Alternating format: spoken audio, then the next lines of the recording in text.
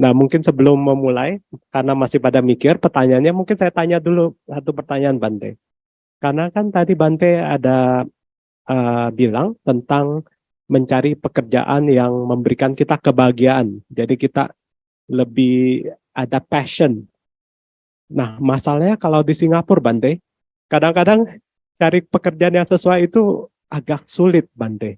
Jadi mungkin kita mengesampingkan pekerjaan yang sesuai banget dengan passion kita.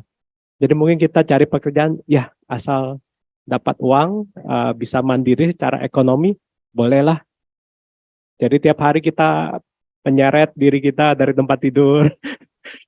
Tapi ya itulah dilema maksudnya kalau kita mencari pekerjaan mungkin tidak sesuai.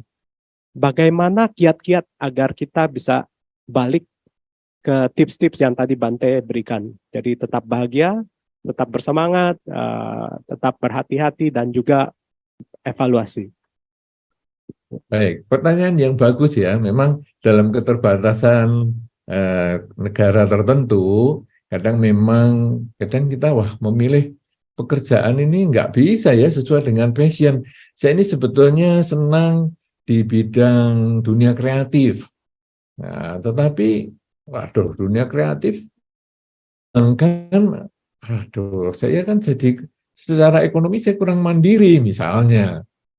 Atau dunia kreatif ini agak sempit lahannya. Saya dengan kualitas saya ini rasanya sulit saya untuk diterima di dalam satu pekerjaan tertentu. Nah, tapi tadi Saudara Willy sudah sampaikan bahwa sekarang yang penting adalah kemandirian ekonomi.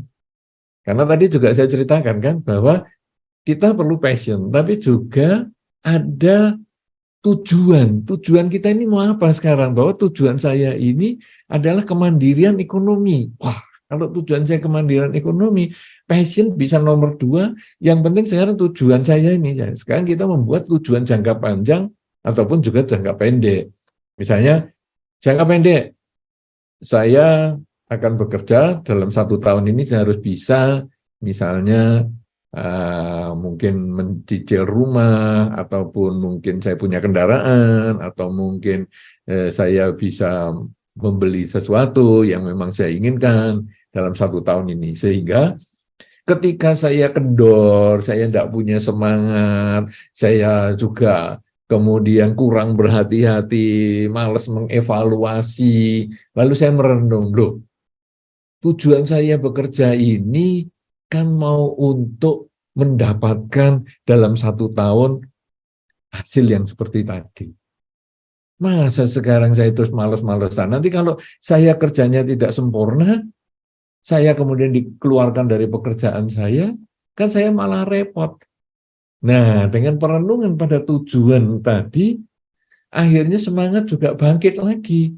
Evaluasi juga muncul lagi, kehati-hatiannya juga muncul lagi. Walaupun sebetulnya passionnya lemah, rendah. Sehingga tadi dikatakan, aduh ya sampai kita menyeret badan kita, ya sudah pokoknya saya bekerja lah. Tapi ingat tujuan, bahwa saya harus cukup dalam 1 bulan ini, saya harus mencapai ini, dalam 1 tahun saya harus targetnya segini, karena saya akan mewujudkan harapan ini.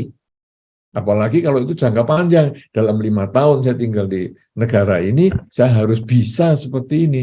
Wah, Anda lalu bagi 65 tahun ini berarti 60 bulan. 60 bulan itu 1 bulannya 25 hari kerja, kali 60. Wah, ini berarti sekarang berapa nih? 900 mungkin, dan seterusnya. Wah, 900 hari ini apa bisa saya? Lalu saya bagi lagi 900 hari ini berarti saya bagaimana ya 1 hari saya prestasinya harus bagaimana. Nah itu akhirnya kita punya time schedule-nya itu.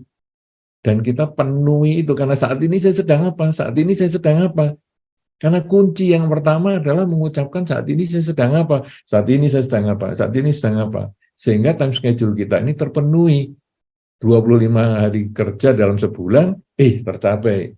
Besoknya lagi, bulan berikutnya 25 hari lagi, tercapai lagi. Demikian seterusnya. Jadi, 1, berusaha mencari pekerjaan yang disukai, tapi kalau tidak, atau sekaligus bisa memenuhi tujuan kita. Nah, tujuannya adalah kemandirian ekonomi, atau punya gaji yang besar, atau mungkin saya kepingin mengekspresikan diri saya secara lebih maksimal. Kalau uang saya sudah cukup, tapi saya pengen mengekspresikan diri saya, ya terserah.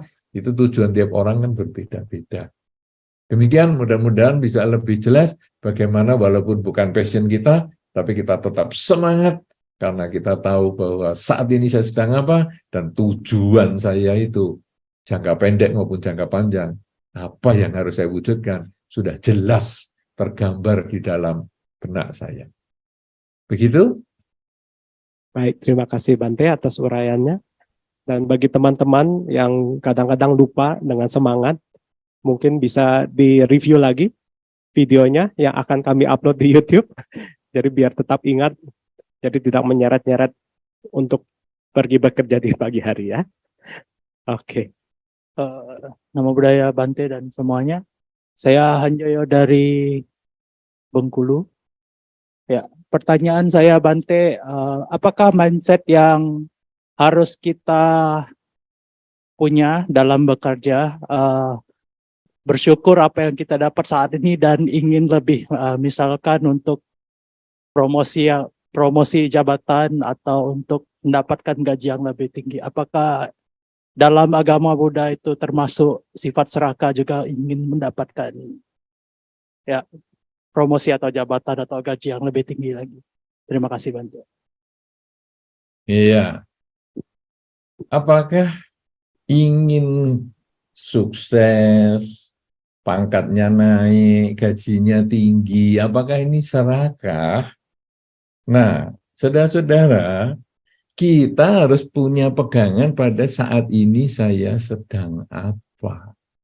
Ini kunci luar biasa ya di dalam Dhamma. Jadi yang ditemukan di dalam Dhamma itu, Sang Buddha itu adalah menyadari saat ini nih saya sedang apa. Kenapa demikian? Karena ini nanti yang akan membedakan keserakahan dengan yang bukan keserakahan. Kalau kita mengatakan, aduh saya pengen naik gaji, saya pengen naik pangkat, saya pengen kaya, itu jadi serakah. Wah, ini umat Buddha nanti gimana ya? Apa terus jadi nggak usah kaya-kaya aja ya? Nah, kalau caranya seperti itu, kira-kira Buddhist Fellowship bisa punya tempat nggak ya? Karena kelihatannya kan dulu ada rencana Buddhist Fellowship ini kan mau membeli tempat atau macam apa yang harganya cukup tinggi. Nah, kemudian semua yang hadir itu mengatakan, nggak usah kaya lah, itu serakah itu. Hei, kita mulai dengan saat ini saya sedang apa. Bahwa saat ini sedang apa itu bahwa saat ini. Jadi sekarang saya mau, katakanlah gini aja, penghasilannya menjadi lebih tinggi. Ya, gajinya, kalau gaji mungkin nanti gini aja, kadang-kadang kan kita ditarget omset ya. Dalam minggu ini kamu harus dapat sekian, X, kalau Singapura ya X dolar.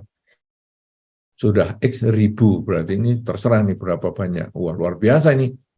Kemudian saya bekerja. Saya bekerja, waduh, cukup capek juga. Tapi ya saya sadar sih, harus ada pembagian waktu istirahat dan bekerja. Kemudian waktu akhir minggu, ternyata tidak tercapai. X ini tercapainya hanya 60% dari target. Nah, orang yang serakah itu begitu tidak tercapai dia stres. Waduh, nggak tercapai, gimana ini? Aduh, apalagi misalnya ini nanti minggu depan saya sudah targetnya baru lagi. Aduh, nanti gimana? Ini kan nanti jadi beban utang untuk target berikutnya dan lain-lain. Itu stres. Tetapi orang yang penuh kesadaran, dia hanya tahu saat ini saya sedang apa. Bahwa saat ini hasilnya memang hanya tercapai 60%.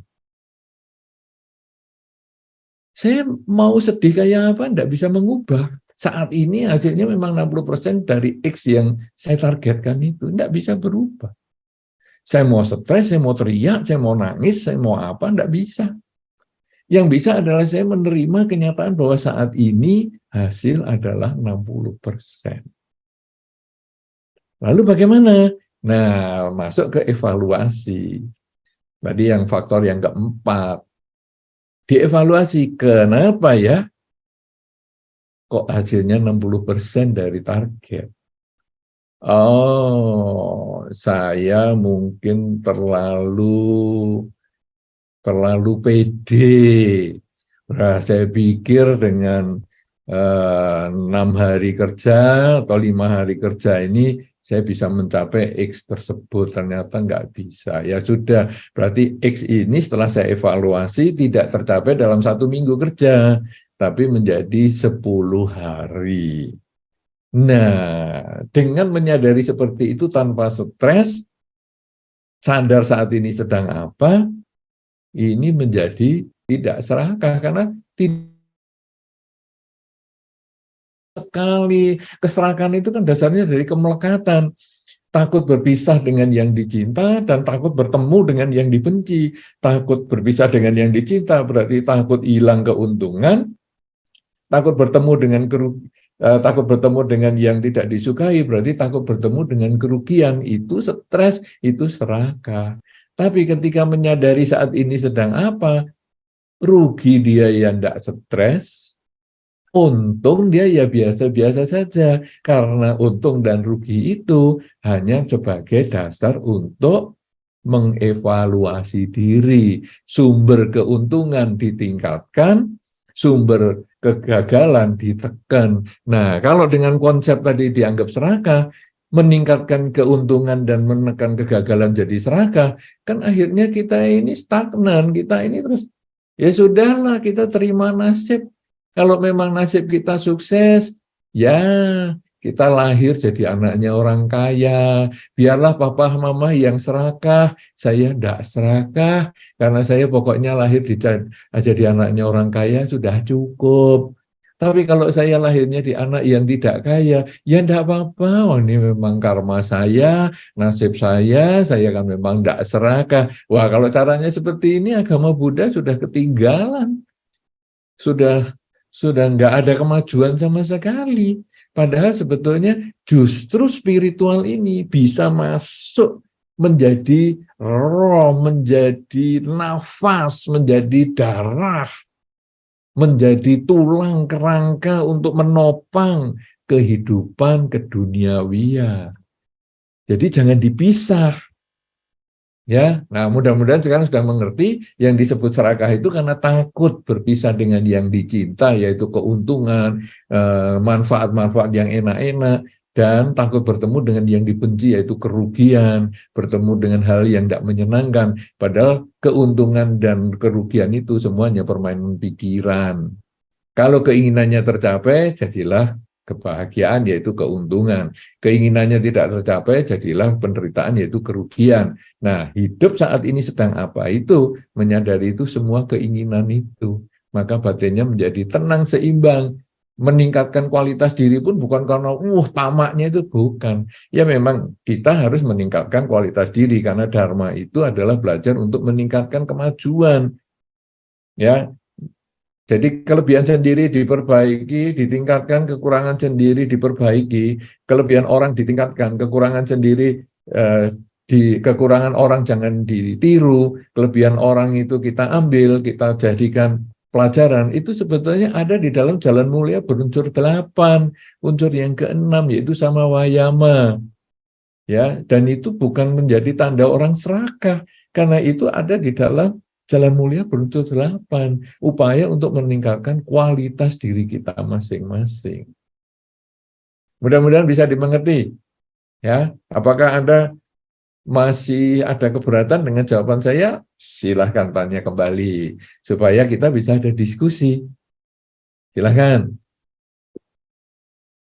Oke, ya.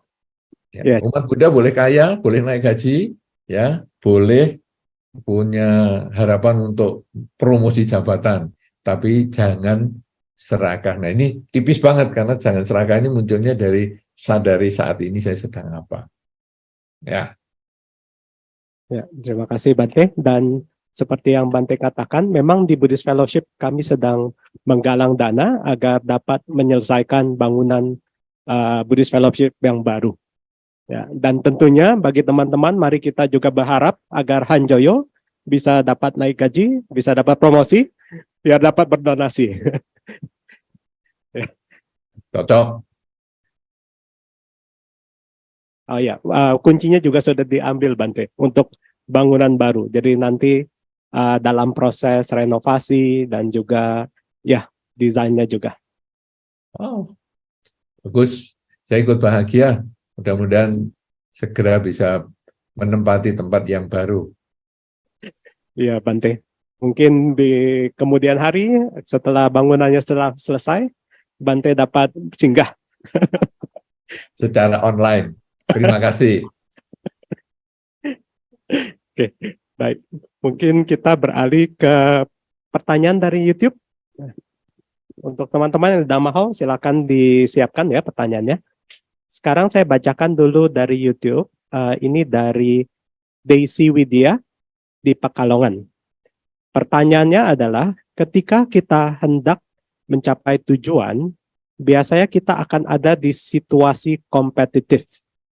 Dan biasanya akan muncul ketidaksukaan karena adanya persaingan. Bagaimana menyikapinya, Bante? Iya, ini keunikan di dalam Dhamma. Saingan itu bukan musuh. Saingan itu justru teman bagi kita untuk meningkatkan kualitas diri. Tadi kita barusan sampaikan bahwa poin kita adalah kelebihan sendiri tingkatkan, kekurangan sendiri perbaiki. Kan kemudian kita bahas juga, kelebihan orang ikuti, kekurangan orang hindari. Lah, orang ini maksudnya siapa? Pihak lain. Pihak lain itu siapa? Kompetitor. Jadi saingan kita itu. Tadi saya sudah sampaikan dalam pembahasan bahwa kita bidangnya apa nih? Misalnya kita bidang mungkin dagang misalnya. Kita nanti juga cari kompetitor yang berdagang juga. Jadi supaya kita tahu kelebihan dia ini apa yang saya belum punya. Jangan nyarinya yang berbeda. Misalnya, saya ini pedagang, tapi nyarinya nanti saya pedagang ya, keuntungan yang poin-poin yang menguntungkan saya sudah berhasil saya tingkatkan. Hal-hal sudah perbaiki. Kemudian saya bandingkan dengan kehidupan para biku. Wah, ya nggak cocok. Ya, pedagang kemudian dihubungkan dengan para biku. Kelebihan para biku apa? Kekurangan para biku apa? Nggak sesuai. Tapi sekarang saya hubungkan dengan, wah itu ada pesaing saya. Toko sebelah ini. Jualannya juga sama. Apa ini kelebihannya dia? Kok bisa lebih laris dari punya saya? Wah, ternyata dia bosnya itu selalu ada di toko sendiri. Jadi orang itu merasa kalau nawar itu mantap sekali. Kalau di tempat saya, kadang saya ini kan ya namanya ekonomi agak berat ya. Jadi saya kerja di 2-3 pekerjaan sekaligus sehingga saya lebih cenderung saya di belakang meja, kemudian pegawai saya yang melayani. Saya memang kurang bergaul dengan pembeli, sehingga pembeli merasa, wah, saya kalau nawar sama karyawan kok kurang mantap ya. Nah, kalau gitu, sebelah ini seperti itu, saya akan berusaha. Jadi setiap kali saya buka usaha, ada pembeli, ya saya berusaha melayani. Kalau memang pegawai saya sudah nyerah atau pembeli mau nyari bosnya, ya saya harus maju. Karena kelebihan orang, saya jadikan pelajaran. Tapi juga dia punya kekurangan nih, yang membuat dagangan saya lebih laris. Apa ini kekurangannya? Dia itu belinya di tempat yang agak mahal. sehingga barangnya dia itu mahal. Memang bosnya yang jual, jadi dia senyumnya bagus, ngomongnya pandai, dan akhirnya walaupun harganya mahal orang tuh mau beli. Padahal saya bisa beli barang yang lebih murah. Oh, kalau begitu, kekurangannya dia itu menjadi pelajaran bagi saya. Jangan sampai saya mengulang kesalahan yang orang lain lakukan karena kita satu profesi. Dia bukan kompetitor saya. Walaupun jualannya sama di sebelah, saya tidak menganggap dia saingan saya. Tapi saya menganggap dia adalah guru saya, teman belajar saya untuk memperbaiki kualitas diri saya, usaha saya. Nah, jadi saya ngikuti caranya dia senyum, caranya dia melayani pembeli, kemudian saya bisa mencari barang yang lebih murah, saya melihat kekurangannya dia, saya tidak berusaha menjatuhkan dia, tapi justru menjadi pelajaran bagi saya. Nah, maka saya punya kesempatan untuk meningkatkan usaha saya lebih maksimal. Demikian pula dengan orang yang jalankan spiritual. Misalnya Anda sering kadang-kadang tadi saya sudah sampaikan mungkin sering ke wihara dan sebagainya. Kemudian kita lihat ada orang yang punya kelebihan, misalnya sering retret, dia ikut latihan meditasi, ya ikuti. Tapi juga dia punya kekurangan. Nah, dia bukan kompetitor juga bagi kita. Gaya tuh, sok-sokan tuh. Wah, sesama umat Buddha saja gaya. Enggak. Tapi kita justru melihat, ini pelajaran, ini guru kita untuk menjadi kita lebih baik. Ini luar biasa sekali ya sama Wayama ini. Wah, ini selalu saya jelaskan di berbagai tempat. Kenapa? Karena ini benar-benar upaya kita untuk meningkatkan kualitas diri kita. Kalau sama Wayama dalam Jalan Mulia Beluncur 8 ada digunakan juga dalam meditasi itu ya, karena itu gabungannya dengan nanti sama sati dan sama samadhi ya, yang ke-6, 7 dan 8 sama Wayama, sama sati, sama samadhi itu masuk di dalam meditasi. Tapi sebetulnya meditasi itu kan bukan duduk diam. Meditasi itu bagaimana kita menyadari saat ini saya sedang apa. Ketika Anda sedang bekerja, ketika Anda sedang berbicara, ketika Anda sedang berpikir, Anda selalu sadar setiap saat. Nah, itu sebetulnya yang nanti kita gunakan. Jangan pernah kita menganggap orang yang punya usaha yang sama dengan kita itu adalah saingan atau kompetitor. Pola pikir kita ubah. Kalau kita menganggap dia saingan, pesaing ataupun kompetitor, kita akhirnya jadi musuhan.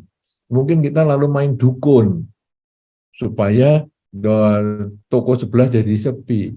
Tapi kita justru melihat ini, wah ini guru saya ini. Ini di kursus-kursus tidak ada. Kalau bawa usaha yang sama kok dia bisa sukses, saya pelajari. Wah ini penting. Kalau kursus kan ataupun motivator itu kan bersifat universal, tidak cocok sama usaha saya. Tapi ketika usaha saya yang sama dengan dia lebih maju, wah, saya harus ikuti. Nah, dengan cara begitu, akhirnya kita mendapat semua kemajuan. Ya, kita mendapat semua kemajuan dan kita bisa menghindar semua kekurangan atau kemunduran. Adanya kemajuan, nggak ada kemunduran. Apa jadinya? Ya kesuksesan. Kesuksesan mana? Di bidang ekonomi, ataupun di keduniawian, termasuk berkeluarga ya, dan juga spiritual. Berkeluarga itu termasuk Anda bisa menggunakan sama Wayama juga. Rumah tangga Anda bahagia itu kenapa? Karena saya bisa memahami pasangan hidup saya. Bagus. Tapi ya kadang-kadang kita punya kekurangan ya. Kekurangannya apa? Ya kekurangannya, ya saya memang bisa memahami ya, tapi sekarang saya punya kekurangannya itu saya tidak begitu cocok hobinya. Ya, saya bisa memahami cara berpikir, tapi saya tidak cocok dengan hobi. Dia hobinya olahraga, saya kurang suka olahraga. Nah, kalau gitu gimana sekarang? Yang cocok tingkatkan. Ya, selalu mengkondisikan hal yang cocok dengan pasangan hidup itu kita kelola setiap hari sehingga pasangan hidup merasa nyaman berkumpul dengan kita. Hal-hal yang tidak cocok, yaitu tidak cocok makanan tadi, tidak cocok dengan hobi tadi, dia suka olahraga, saya tidak suka, saya mulai hindari. Tapi begini, kita ngomong, kamu olahraga apa hari ini? Wah, mungkin dia olahraganya yang kita nggak mampu, ya nggak usah. Tapi kalau pas ada olahraga yang kita mampu, ayo saya barengi. Mungkin jalan keliling kompleks rumah misalnya, ayo saya barengi. Sebaliknya, nanti kalau pasangan kita juga punya pola pikir yang sama, kekurangannya kan memang hobinya olahraga nggak sama nih. Nah, mungkin sekarang yang satu hobi olahraga, satu hobi membaca. Nah, mungkin satu ketika, hari ini aku nggak mau olahraga dulu, saya mau nemeni kamu baca apa, kamu ceritalah yang kamu bacakan. Nah, kekurangannya sendiri bisa diperbaiki, kelebihan sendiri ditingkatkan. Kemudian kita melihat pasangan orang lain yang sama, kurang lebih sama umurnya, kurang lebih sama sionya, mungkin juga kurang lebih sama, karena kadang-kadang orang ngomong, wah kalau sio ini sama sio itu sering rewel lah, sering masalah lah. Nah, kita cari yang kira-kira kurang lebih sama. Apa ya yang dia bisa miliki lebih bagus lagi?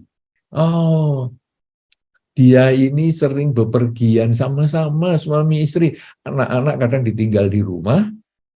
Kemudian suami istri mempunyai kegiatan sama-sama berdua, mungkin jalan ke luar kota berduaan, atau mungkin ya ke luar pulau atau ke luar negeri seminggu misalnya berduaan. Jadi benar-benar terbebas dari urusan anak, terbebas dari urusan pekerjaan. Aku mau niru kelebihan yang seperti itu. Nah, kelebihan orang tiru. Kemudian kekurangannya ya, saya melihat itu pasangannya ini agak, karena sering pergi-pergi kemana-mana, anaknya jadi agak kurang berpendidikan. Jadi hubungan orang tua dengan anak ini agak jauh, dan anaknya ini agak susah diatur sama orang tua. Oke, saya tidak menjadikan itu saingan. Kan tidak ada gunanya juga toh saingan sama orang yang keluarga yang berbeda. Cuma kita menjadikan itu pelajaran. Oh, kalau begitu, saya terhadap anak saya juga sama. Saya mungkin kalaupun harus pergi pasangan hidup, pergi kemana-mana, tapi mungkin saya harus kontak anak atau apa, atau ada pendekatan, mungkin kadang merangkul anak, ya, kadang mungkin ngobrol di ruang makan dan lain sebagainya, sehingga hubungan keluarga antara ayah dan ibu dengan anak itu menjadi lebih akrab, karena saya belajar dari keluarga yang mereka itu. Wah, ini demikian luar biasa sekali ya sama Wayama ini. Ini benar-benar kita kalau jalani Dharma ini, waduh, sangat hebat sekali. Karena kita benar-benar bisa menjadi kemajuan yang ada. Kemunduran benar-benar bisa kita tinggalkan. Ya, mudah-mudahan ini bisa dimengerti. Ya, jangan pernah kita punya konsep kompetisi, tapi yang ada saling belajar. Kita belajar diri dia untuk meningkatkan kualitas diri, dia mungkin belajar dari kita juga untuk meningkatkan kualitas diri, dan akhirnya kita sama-sama teman belajar. Dan apa gunanya kita bermusuhan? Karena kita tidak lagi bersaing-saing. Ya, begitu. Terima kasih. Ayo, silakan Saudara Beli. Terima kasih Bante. Sudah ada pertanyaan dari teman kami di Dhamma Hall. Ya, silakan nama dan asalnya. Terima kasih Bante. Saya Edi dari Medan. Bante, sangat menarik tadi yang Bante katakan, terutama tentang sama Wayama, tentang daya upaya kita untuk selalu berusaha, bekerja apa yang kita senangi dengan penuh hati, teliti, evaluasi, dan sebagainya. Bagaimana kalau begini Bante, sering kita melihat bahwa dalam kehidupan, kadang-kadang seseorang itu sudah berusaha Bante. Berusaha sebaik-baik, belajar, bekerja dengan baik, dan kadang mungkin hasilnya tidak sesuai yang diinginkan. Dan kadang-kadang ada pepatah yang mengatakan bahwa kalau itu memang milikmu, itu akan jadi milikmu. Kalau itu bukan, itu tidak akan pernah terjadi. Ya, jadi, tapi kita tidak pesimis. Kita sebagai umat Buddha, kita selalu berusaha, Dan kita juga menyadari bahwa kita bukan hanya hidup hanya dalam kehidupan ini.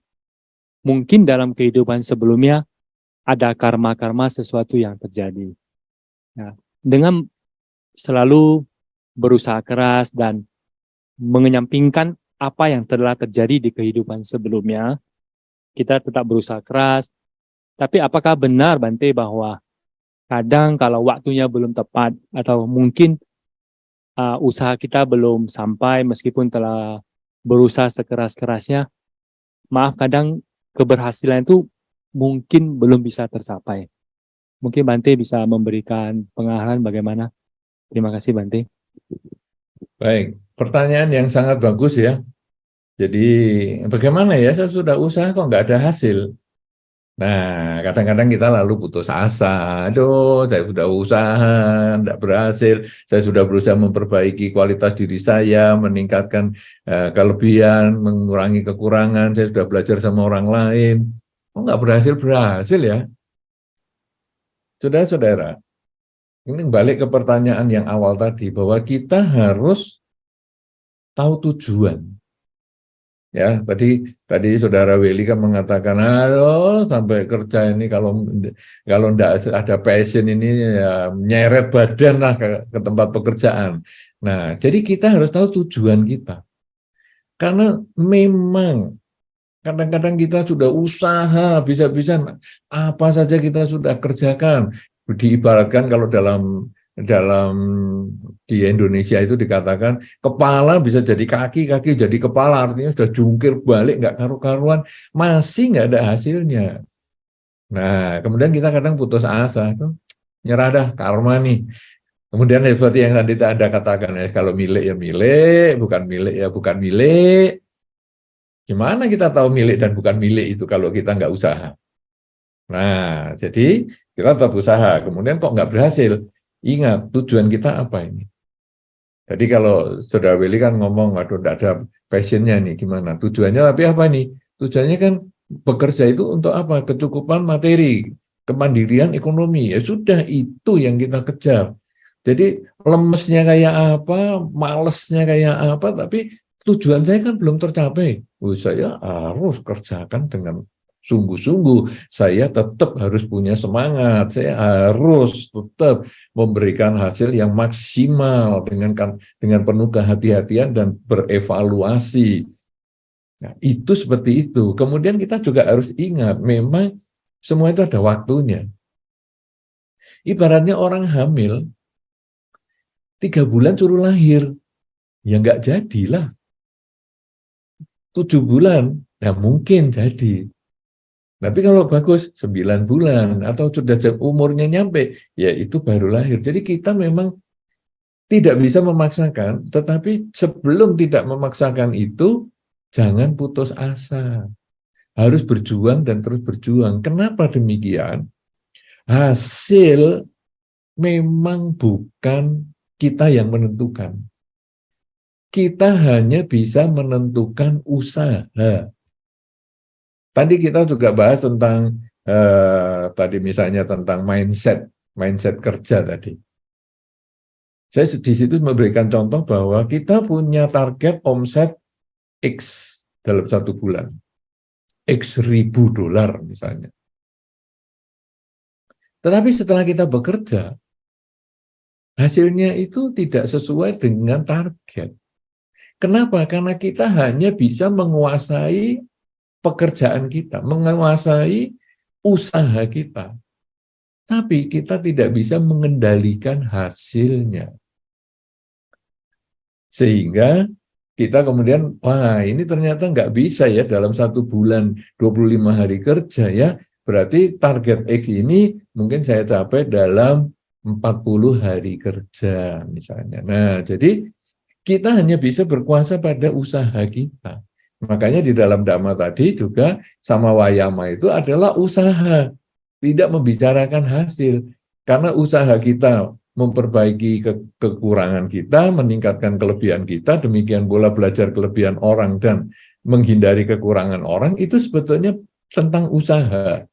Sehingga diharapkan hasilnya menjadi maksimal. Maksimal sesuai dengan beberapa yang mendukung. Waktu termasuk, kalau nanti kita berbicara karma, ya ada karma yang mendukung. Tentu kita juga ingat bahwa di dalam teori karma itu juga ada karma yang melahirkan. Misalnya kita lahir nih, aduh sudah jadi orang ya biasa-biasa lah, ekonomi ya tidak sukses lah, orang tua saya ini memang ekonominya ya biasa. Itu karma yang melahirkan. Kemudian ada karma yang mendukung. Sudah ekonomi kita biasa, kemampuan otak kita ya biasa, wajah kita ya biasa, keterampilan kita ya biasa. Nah ini jadi sudah biasa semuanya ya biasa. Kemudian ada usaha, ada karma yang mengurangi. Apakah yang mengurangi? Usaha kita sendiri. Kita boleh lahir dari keluarga yang biasa dan potongan tubuh kita biasa, tapi kita moralitasnya baik, perilaku kita baik, cara berbicara kita baik, pikiran kita juga baik, usaha-usaha kita juga baik. Nah, itu mengurangi, membuat orang melihat keluarganya biasa-biasa ya, casingnya orang ini juga biasa-biasa, tapi kok saya lihat orangnya baik ya. Oke lah, kita bisa ajak dia join kongsi mungkin di perusahaan kita ini, atau mungkin ya kita masukkan sebagai karyawan kita juga bisa. Nah ini ada perubahan sehingga yang tadi biasa-biasa ekonominya orang tua dan lain-lain dia menjadi terkurangi, yang sedang jalan ini bisa berkurang. Jadi kalau tadi dikatakan yang milik memang tetap milik, di sini bisa berubah. Kemudian ada yang memotong, ada yang melahirkan, kemudian mendukung, mengurangi, memotong, karma yang memotong. Jadi ternyata setelah dia bekerja di perusahaan itu, dia tetap kelakuannya baik, moralitasnya baik, malah dia sekarang diangkat menjadi pimpinan cabang. Wah, sehingga dia sukses, dia bisa punya rumah sendiri, dia bisa ngangkat keluarganya, dia bisa memakmurkan keluarganya dan sebagainya. Ini karma yang memotong. Nah, apakah ini memang milik? Ya, kalau nggak diusahakan ya nggak jadi milik. Tapi karena diusahakan, miliknya jadi berubah. Sebaliknya ada orang yang lahir dari orang tua yang sukses. Pandai otaknya, penampilannya juga bagus, ya kayak artis misalnya. Tapi ada karma yang mengurangi. Misalnya apa? Pergaulannya kurang baik karena dia merasa, wah kan saya orang kaya, bagi duit sana, bagi duit sini, temannya banyak, teman baik dan juga teman tidak baik, ngajari minum dan lain sebagainya. Kemudian juga mengajari yang wah rusak-rusakan lah, ya, pergaulannya tidak beres sehingga akhirnya dia waktu mengendarai kendaraannya dengan kesadarannya yang rendah, kecelakaan. Dan akhirnya penampilan yang kayak artis itu menjadi hancur, kemudian juga penghasilan yang demikian bagus, otak yang bagus, ini juga otaknya menjadi error, dan akhirnya itulah karma yang memotong. Coba Anda renungkan. Kelahiran dari orang sukses, penampilannya, casingnya juga kayak artis, pandai otaknya, tapi karena perbuatannya sendiri mengurangi, yaitu dia bergaul dengan yang tidak bijaksana, maka dia terpotong, akhirnya menjadi otaknya tidak beres, penampilannya juga tidak karuan. Anda tentu tahu itu salah satu artis yang terkenal sekali dulu di zaman, mungkin Anda juga pernah nonton itu Home Alone atau macam apa itu, ya. Itu dulu kan waktu mudanya anak itu kan wah penampilannya bagus, sudah menjadi sukses ketika dia masih usia sangat kecil karena main di Home Alone itu. Tapi sekarang kan karena dia pengaruh narkoba, pengaruh apa, kan keindahan masa lalunya itu kan menjadi terlewati semua. Kalau Anda pernah membaca itu kan ngeri sekali, dan itu hanya salah satu contoh. Banyak sekali orang-orang yang seperti itu.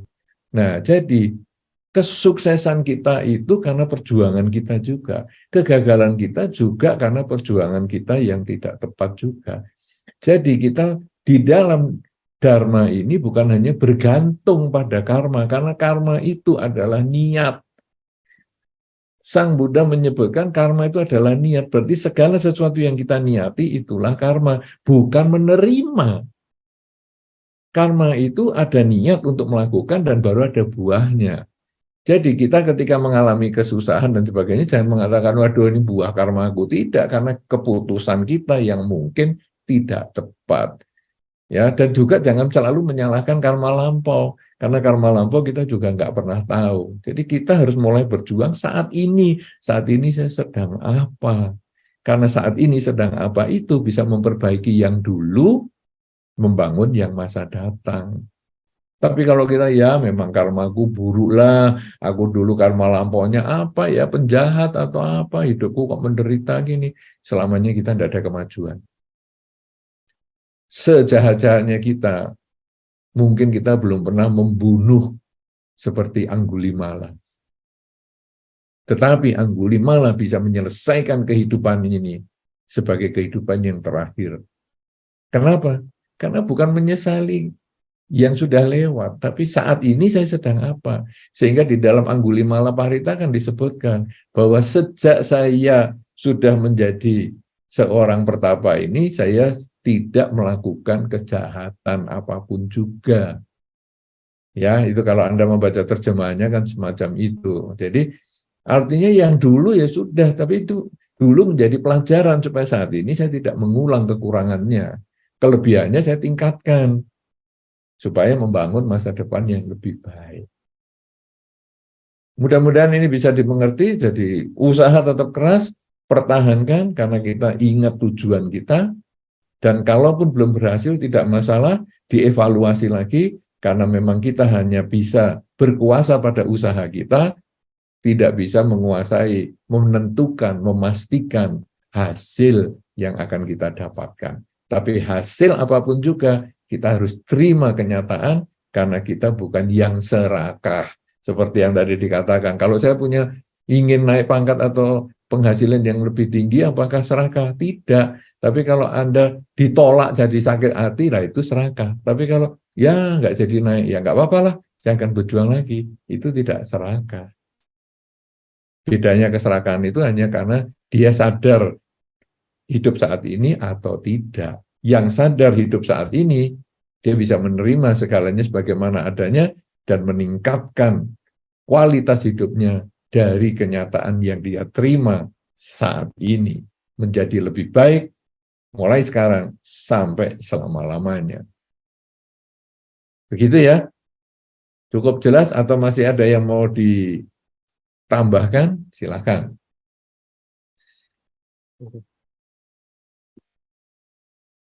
Ada yang mau ditambahkan? Ya, mungkin ada sedikit tambahan, Bante. Silakan.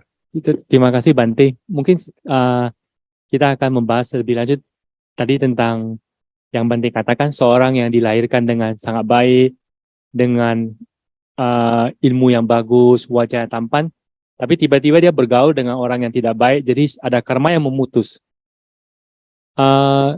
Bagaimana Bante kalau misalnya begini, orang itu sampai pergaulannya buruk, bercampur dengan orang tidak baik, memang kita tahu mungkin dia berpikir yang kurang baik sehingga salah memilih, atau apakah benar bahwa karmanya yang mendorong dia sehingga dia bergaul dengan orang-orang yang tidak baik? Ya karena saya juga mungkin ada experience berjumpa dengan seseorang yang dekat, tidak mengetahui bahwa orangnya sangat baik, meditasi, sering ke wihara, dan memang mempunyai niat yang sangat baik. Tapi ada suatu masa semuanya tidak berhasil, Bante. Apa yang dia lakukan semua maaf gagal. Padahal dia sudah berusaha baik dengan niat yang baik. Tapi suatu masa balik kembali menjadi baik. Apakah itu suatu saat bahwa harus menyelesaikan karma yang saat lampau, Bante? Jadi sampai-sampai kita ada yang mengatakan bahwa your karma will lead you to where you go, atau terjemahnya apakah karma itu akan mengarahkan kita kepada tempat di mana kita gimana Bante? Ya. Terima kasih Bante. mengenal istilah karma. Tapi hati-hati, kita ini bukan pahamnya determinisme.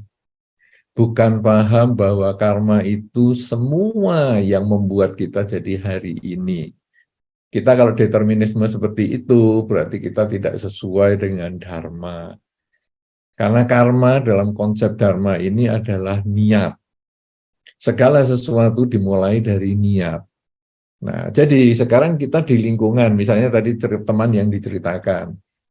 Bisa saja dia dengan kondisi yang sempurna yang tadi sudah disampaikan, orang tuanya sukses, ya penampilannya juga seperti artis, ya pandai dan sebagainya. Tapi dia ditinggal di lingkungan yang mungkin kurang ideal. Nah, lingkungan peminum, lingkungan penjudi, dan lain sebagainya. Jadi, kalau teorinya tadi determinisme, wah ini kita ditentukan sudah oleh karma jadi di situ. Jadi tidak ada pilihan lain, dia harus bergabung di situ. Kalau enggak jadi musuh, nanti dulu. Karena karma adalah niat. Artinya, sekarang keputusan kita mau atau tidak berkumpul dengan mereka. Mau nggak kita bergaul dengan mereka? Atau kita mau mengatakan kepada orang tua, waduh lingkungan kita ini nggak baik ya, gimana ya kalau saya mungkin kos saja di tempat lain. Itu keputusan kita. Sama dengan seorang marketing datang kepada Anda, kemudian menawarkan mungkin asuransi lah, mungkin kalau marketing barang ya menawarkan barang mungkin alat penyaring air kayak apa kayak dan lain-lain, obat kayak MLM kayak apa sajalah, termasuk judi, slot lah dan lain-lain. Lalu Anda punya konsep, ini marketing ini datang ke tempat saya atau bertemu dengan saya ini adalah karma, berarti saya harus jalani karma. Tidak.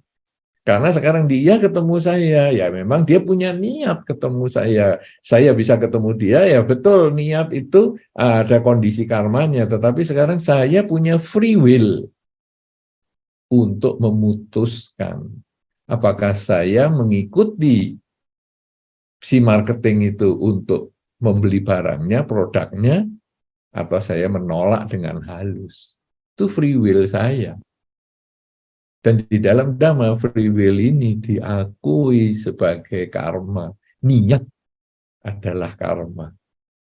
Ya, nah, jadi jangan sampai kita salah menjadi determinisme, apa saja yang kita alami menjadi karma, nanti kita menjadi orang yang pasif.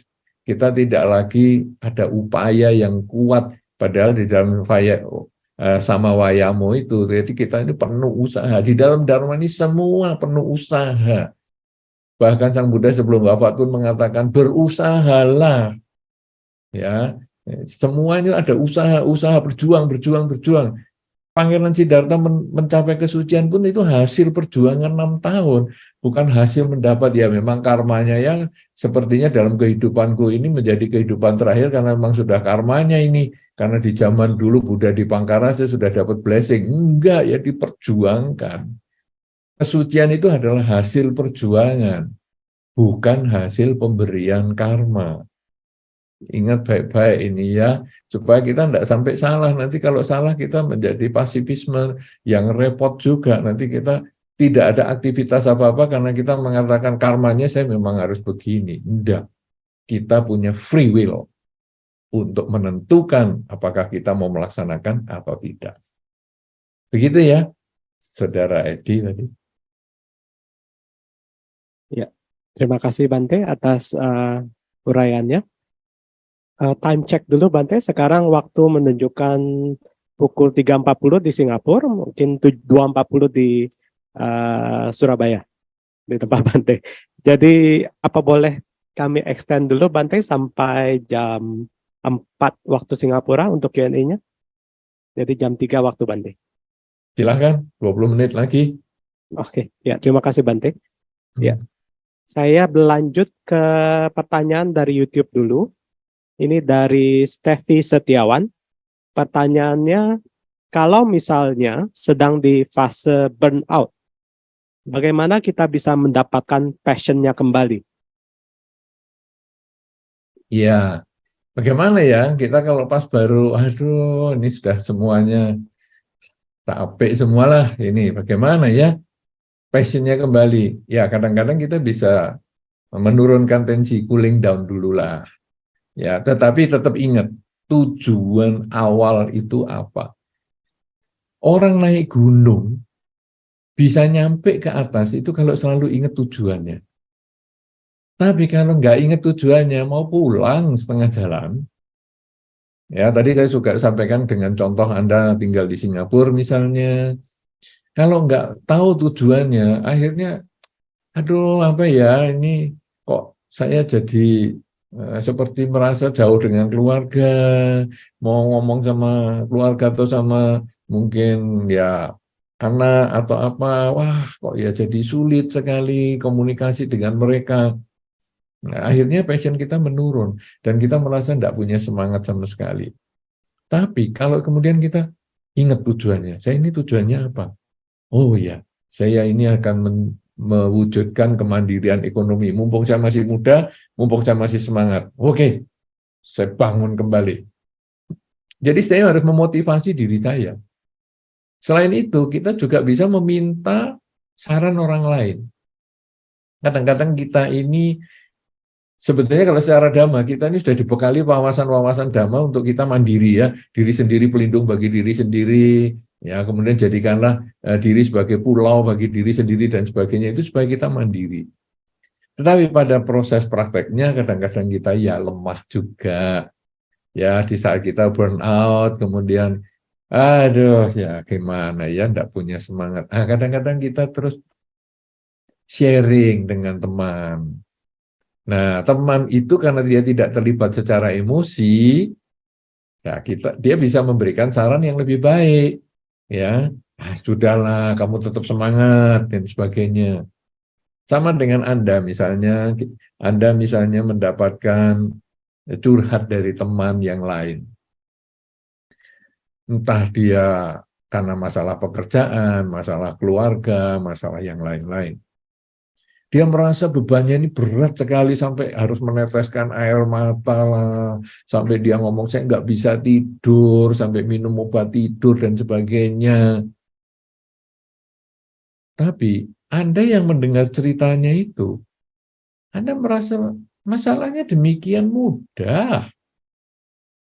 Kenapa harus dipersulit? Dengan pola pikir seperti itu. Nah, itu bagi Anda pikirannya ada, tapi jangan dikeluarkan dengan omongannya ke orang itu. Anda hanya mengatakan, oke, sebetulnya ya memang kesulitannya seperti itu, tapi bisa diatasi dengan cara gini-gini. Kenapa? Karena kita tidak terlibat secara emosional. Kita bukan si pelaku, jadi kita lebih bisa punya wawasan, ya helikopter view. Jadi kita punya wawasan yang lebih luas, melihat sekitarnya, sehingga kita bisa membantu menyelesaikan masalah yang dia sedang hadapi. Tapi bagi orang yang terlibat secara emosional, dia sulit sekali untuk ketemu jalan keluarnya. Bahkan kita saja yang punya kacamata pembaca, kemudian terletak di atas kepala karena kita masih mau lihat jarak jauh, pada saatnya kita dibutuhkan kacamata itu, kita bisa nyari dengan gelisah, mana kacamata, dan emosi. Kenapa? Karena kita terlibat secara emosional, bahwa saya itu mau cepat dapat kacamatanya, saya mau bekerja lagi. Mana kacamata, mana kacamata. Lah orang lain di luar kita, dia helikopter view. Loh, itu di atas kepalamu. Iya. Demikian pula ketika kita mengalami kesulitan, ketika kita mengalami patah semangat, ketika kita mengalami kelelahan semuanya, rasanya sudah tidak punya tenaga sama sekali untuk melanjutkan usaha kita. Kadang-kadang selain kita cooling down, kita sampaikan kepada teman yang kita percaya supaya kita dimotivasi lagi. Motivasinya itu sebetulnya nanti diri kita juga yang menyelesaikan. Sama dengan pergi ke dokter, sakit ya diobati, obatnya ya kita sendiri yang minum. Demikian pula dimotivasi kita sendiri yang jalani. Cuman karena dia tidak terlibat secara emosi, dia lebih bisa kita ngerti, oh iya, sesungguhnya memang begitu. Ya, terima kasih. Nah, jadi bagi Anda yang sedang burn out atau apa, tidak ketemu passionnya, masuk akal. Kadang-kadang kita perlu tunda sebentar, kadang kita perlu curhat dengan teman supaya bisa di-input lagi datanya. Tapi kalau kita mau lebih semangat, yaitu ingat tujuan awalnya. Maka Anda akan bangkit semangat, melewati semua kesulitan untuk mencapai tujuan yang sudah Anda tetapkan sendiri. Demikian, mudah-mudahan bisa menjawab. Terima kasih. Silahkan lanjut. Terima kasih Bante. Ada satu pertanyaan dari Damahol, dari Nur yang berasal dari Malang. Apakah usaha ayam petelur termasuk melanggar sila? Iya, secara dhamma sebetulnya usaha yang ada hubungannya dengan makhluk ini agak kurang ideal karena potensinya besar untuk pelanggaran sila. Potensinya besar. Jadi misalnya sekarang ayam petelur, saya memang tidak membunuh nih, saya kasih makan kok. Betul. Jadi selama menjadi ayam petelur, ya dia baik-baik saja sih. Enggak masalah. Cuman ayam petelur itu kan lama-lama ya jadi tua juga. Lah kalau sudah tua, terus ayam petelur ini mau dimanakan? Apa dipelihara sampai meninggal, sampai mati? Nah kalau ayam petelurnya dipelihara sampai mati, ya enggak ada problem. Tapi biasanya ayam petelur yang sudah tua, enggak produktif lagi ini, kemudian dikeluarkan dari kompleks kandang untuk dipindahkan ke penjual soto. Nah, ini potensinya baru muncul. Karena itu bikin karma buruk. Ya, karena kita sudah tahu ini pasti ke penjual soto ini ya pasti besok jadi soto ayam atau daging sate ayam. Itu. Jadi idealnya seperti Anda ternak babi. Saya kan cuma ternak babi, cuma ngasih makan. Betul. Tetapi setelah babinya dewasa, apa kira-kira tetap Anda pelihara sampai tua dan mati? Oh iya, babinya dewasa, lalu dikeluarkan dari kandang untuk dipindahkan ke pejagalan. Itulah potensinya juga. Nah, kemudian apakah umat Buddha tidak boleh? Nah, kita sekarang di Indonesia itu dan juga di belahan dunia yang lain pun umat Buddha yang jadi nelayan ya ada, yang jadi petani ya ada, bahkan ibu rumah tangga yang Buddhis pun kalau punya anak cacingan kan ya terpaksa harus diobat cacing. Nah sekarang yang nelayan juga begitu. Kenapa? Ya karena memang dia ini sudah punya potensi melanggar salah satu sila, maka keempat sila yang lain sebaiknya dipertahankan dengan baik. Ya, jadi saya sudah potensi membunuh nih, karena itu saya jangan sampai melakukan pencurian, perzinahan, bohong dan mabuk-mabukan dari 5 sila. Kenapa demikian? Karena kalau satu sudah dilanggar, kemudian ya sekalianlah ya membunuh, mencuri, berzina, bohong, dan mabuk-mabukan. Ya ini jadi kacau balau moralitas kita. Tapi saya sudah sadari saat ini saya sedang apa? Ya saat ini saya sedang melakukan pekerjaan yang kurang sesuai dhamma. Tapi tidak apa-apa. Saya akan terus, karena ini belum ada pilihan yang lain, belum ada alternatif pekerjaan yang lain, ya saya kerjakan dulu sambil saya banyak berbuat baik dan menjaga 4 sila yang lainnya. Nah nanti kalau kondisinya memungkinkan, barulah saya alih profesi. Selama saya belum punya kesempatan alih profesi, ya enggak apa-apalah. Sementara ya ini, tapi saya tambah kebajikan yang lebih banyak. Kurangi kejahatan dan menyucikan pikiran, supaya saya lebih banyak karma baik yang saya lakukan. Ya mudah-mudahan bagi yang punya usaha yang bertelur, ataupun peternakan babi, punya kambing, punya sapi, dan lain-lain, ikan juga.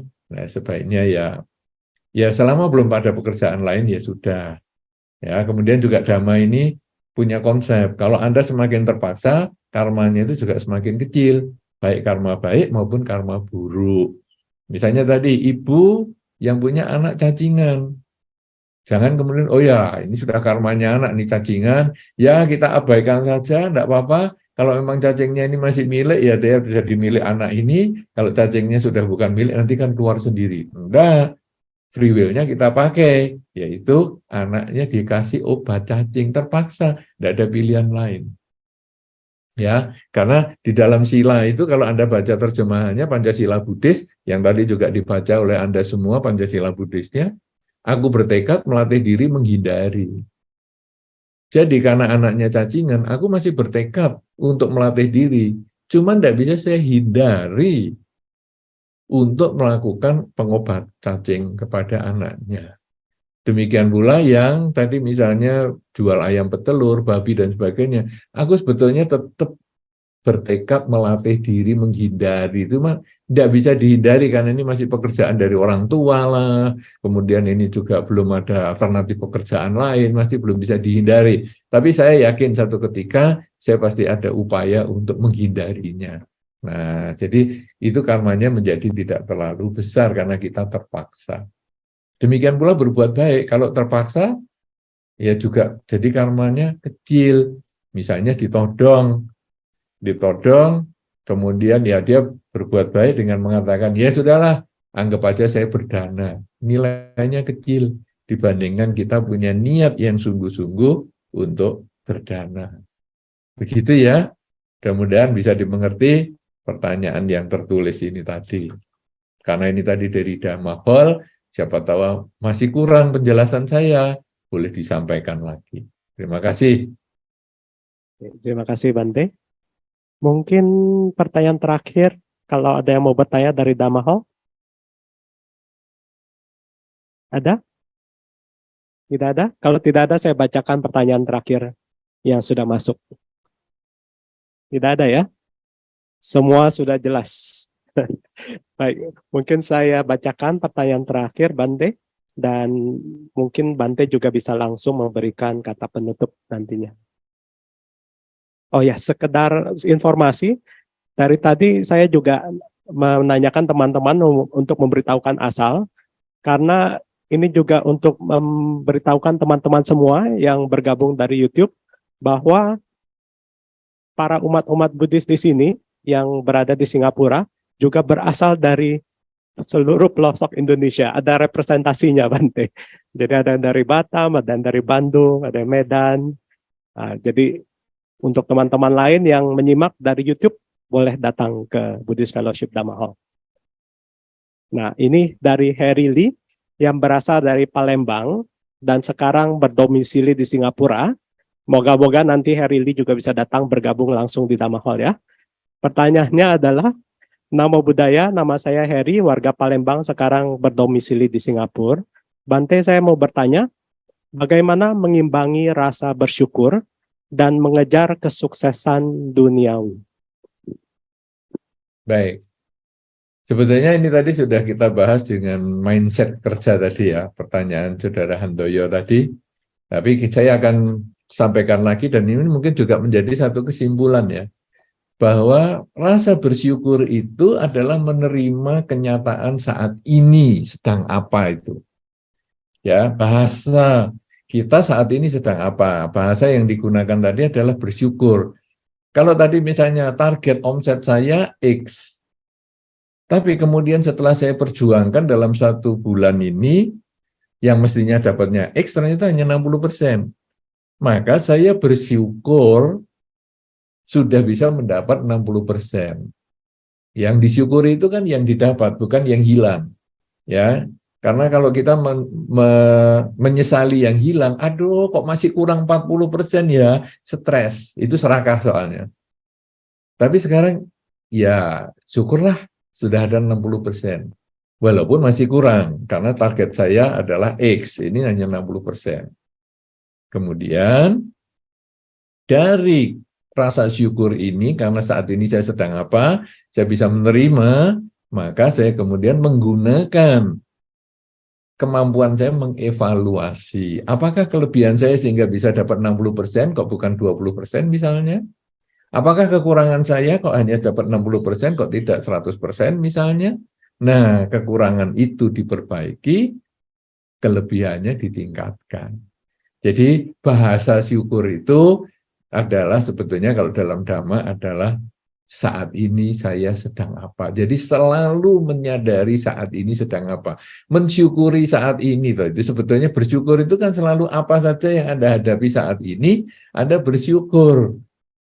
Dan itu konsep Indonesia sangat luar biasa. Anda sering membaca berita-berita kalau dari Indonesia ya, saya nggak tahu kalau di Singapura apakah beritanya seperti itu. Kalau di Indonesia ada kecelakaan kendaraan misalnya itu kemarin sepeda motor masuk ke bawah truk misalnya. Wah, sepeda motor ketabrak truk yang remnya blong. Ada 7 sepeda motor. Bersyukur tidak ada korbannya. Nah, beruntung tidak ada korbannya. Jadi selalu ada syukur dan ada untung ini. Jadi 7 kendaraan rusak pun masih untung. Tapi kalau sekarang ada yang luka berat 1, beruntung yang luka berat itu cuma 1, tidak 7. Kalau luka berat itu meninggal, ya beruntung meninggal juga cuma 1, tidak 7. Jadi kita ini sebetulnya sudah dididik dari kecil untuk selalu melihat dari sudut positifnya, untung, syukur, ya. Kemudian juga ya saat ini saya sedang apa itu. Jadi kita sudah dididik, tinggal kita menyadari, mengembangkan di kehidupan sehari-hari yang lebih luas lagi. Kan kita selalu begitu.